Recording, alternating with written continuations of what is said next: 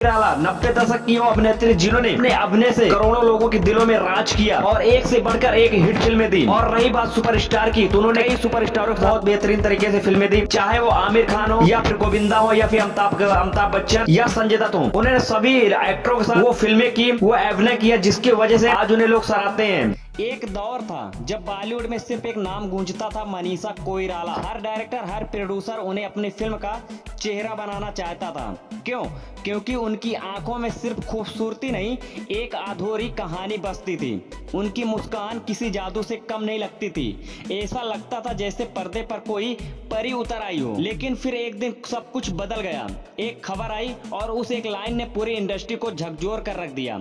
मनीषा कोइराला को कैंसर है। मीडिया की यह बात सुनते ही हर तरफ सन्नाटा फैल गया। जो चेहरा हर दिल की धड़कन था, अब उसी के लिए लोग दुआ करने लगे, मन्नतें मांगने लगे। मस्जिदों में जाके दुआ करते हैं, मंदिरों में जाके प्रार्थना करते हैं। लेकिन दोस्तों, असल कहानी तो अब शुरू हुई थी, क्योंकि इस औरत ने मौत को सिर्फ देखा नहीं, उसे हराया भी और फिर एक बार फिर जीना सीखा, एक नई ताकत के साथ, एक नई उम्मीद के साथ। ये कहानी सिर्फ एक्ट्रेस की नहीं है, यह एक ऐसे सफर की कहानी है जो काठमांडू की शांत पहाड़ियों से निकलकर मुंबई के चकाचौंध तक पहुंची। साल था 1970, 16 अगस्त, वो दिन जब नेपाल की धरती पर एक बच्ची ने जन्म लिया और उसका नाम रखा गया मनीषा कोइराला। उनका जन्म एक ऐसे घर में हुआ जहाँ हर दीवार राजनीति की गवाही देती थी। उनके दादा बीपी कोइराला नेपाल के पहले लोकतांत्रिक प्रधानमंत्री थे।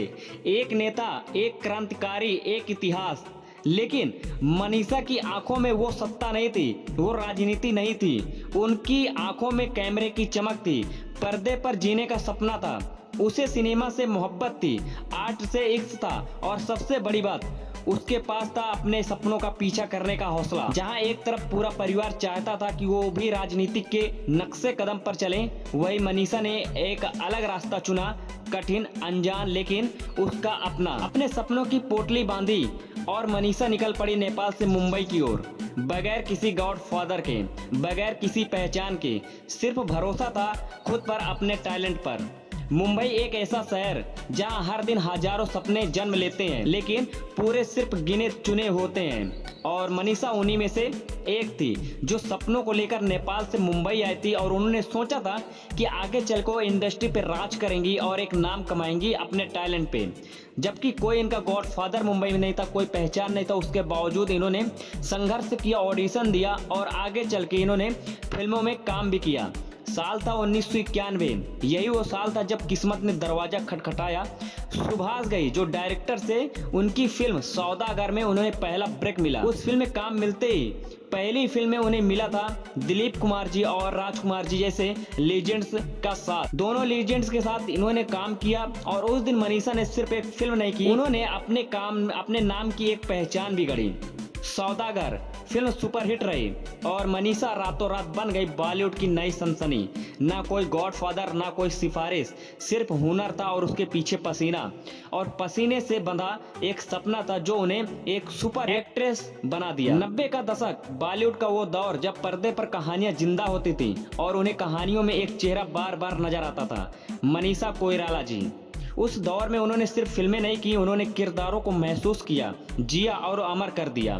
वो जिस भी फिल्म में काम करते थे उसमें पूरा का पूरा अपना जान झोंक देती थी और उस फिल्म से निकलने वाली हर एक किरदार बस एक ही दुआ करती थी कि ये फिल्म अब सुपरहिट होगी।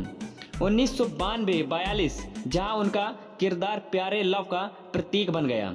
बॉम्बे एक ऐसी फिल्म जो समाज और धर्म के बीच की दरारों पर सवाल उठाती थी और मनीषा उसमें एक बोल्ड, संवेदनशील और साहसी महिला के रूप में सामने आई। फिर आई खामोशी, एक मूक बाधित परिवार की ऐसी इमोशनल कहानी जहां मनीषा ने सिर्फ संवादों से नहीं, अपनी आंखों और भावनाओं से दर्शकों को रुला दिया।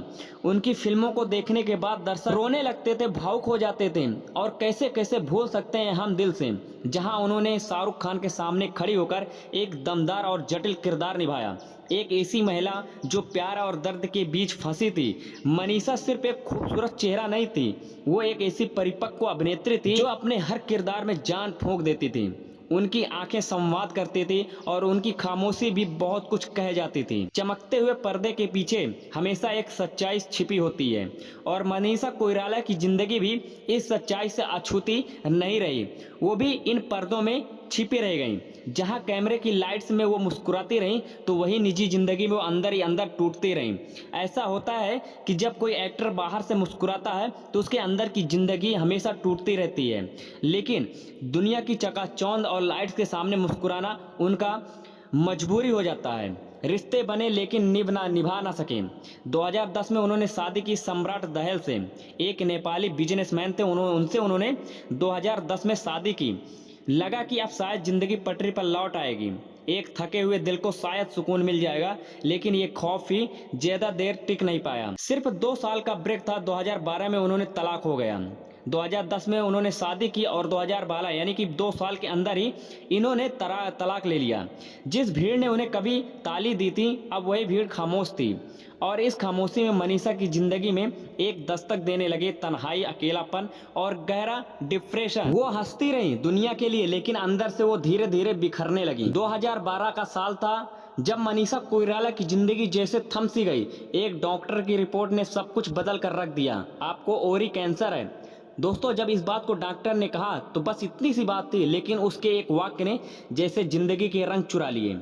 ये सिर्फ मनीषा कोइराला के लिए सदमा नहीं था, ये पूरे बॉलीवुड के लिए एक झटका था। जो औरत पर्दे पर हिम्मत और हुस्न की मिसाल थी, अब वो मौत के साए में खड़ी थी। कीमोथेरेपी शुरू हुई, बाल झड़ने लगे, शरीर जवाब देने लगा, आईने में अपनी तस्वीर अजनबी लगने लगी। लेकिन जो चीज कभी नहीं टूटी वो थी मनीषा कोइराला जी की हिम्मत।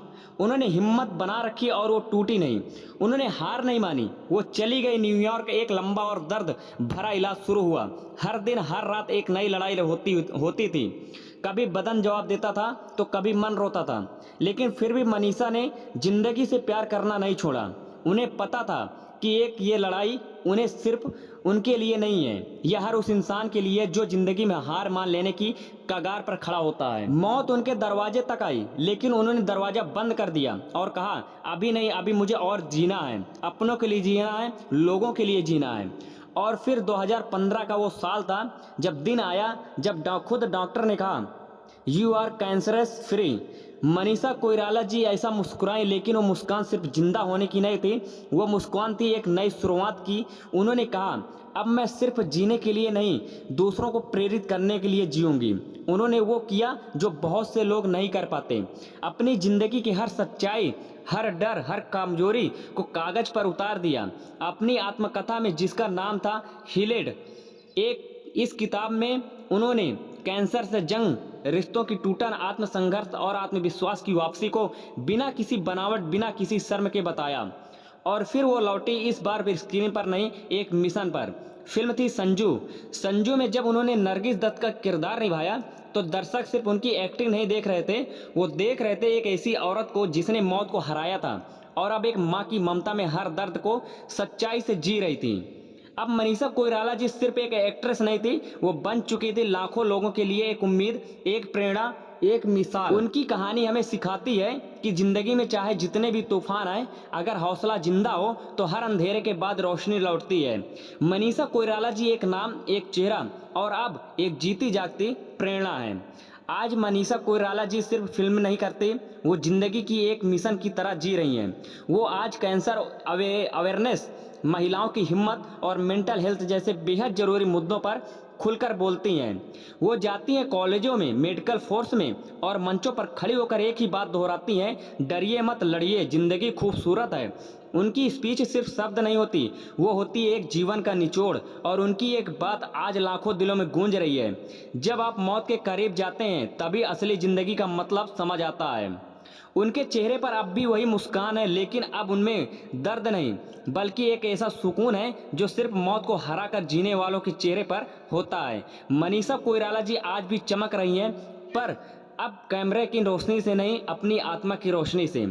मनीषा कोइराला जी की कहानी सिर्फ एक स्टार की नहीं है, ये कहानी है एक ऐसी औरत की जिसने हर बार जिंदगी से कहा, मैं हार नहीं मानूंगी। उन्होंने खूबसूरती से पाई, लेकिन समय के साथ जाना, खूबसूरती टिकती नहीं, जो टिकता है वो है हिम्मत, जो अमर रहती हर जख्म के बाद भी।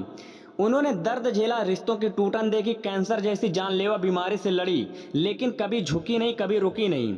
आज भी जब मनीषा कोइराला जी कैमरे के सामने आती हैं तो उनकी आंखों में एक चमक होती है, एक कहानी होती है जो बिन कहे कहती है, मैं टूटी थी लेकिन फिर भी खड़ी हुई। और अब पहले से भी ज़्यादा मजबूत हूँ। दोस्तों, ये थी मनीषा कोइराला जी की कहानी। आप लोगों को ये कहानी कैसी लगी कमेंट करके जरूर बताइए। चैनल पहली बार दोस्तों तो आप लोगों से हाथ जोड़कर विनती है कि चैनल को लाल बटन दबाकर सब्सक्राइब जरूर कर लीजिएगा। चलिए दोस्तों, जल्दी मिलते हैं एक नई बॉलीवुड एक्टर और एक्ट्रेस की कुछ कहानियों के साथ। तब तक के लिए आप अपना ध्यान रखिएगा। जय हिंद, जय भारत।